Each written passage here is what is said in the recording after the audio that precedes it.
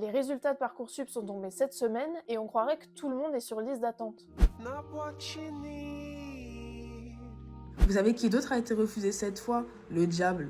Non, attends, je vais attendre qu'il y a mon autre vœu qui augmente. Libère ta place, gros. Libère ta place, frère. C'est chaud pour tout le monde, ma gueule. Tous les ans, le nombre de candidatures sur Parcoursup augmente.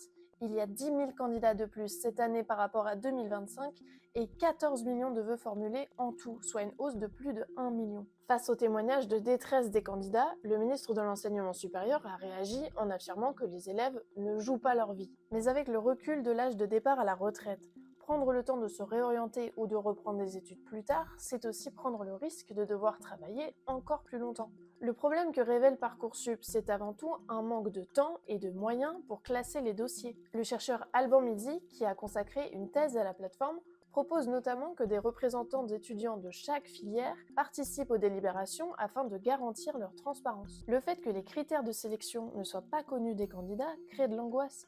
Comment construire son dossier et savoir quels éléments mettre en avant? Les jeunes des familles les plus privilégiées, qui maîtrisent déjà les codes de l'enseignement supérieur, ont plus de chances de s'en sortir. Les conseils aux candidats varient également, ce qui ajoute à la confusion.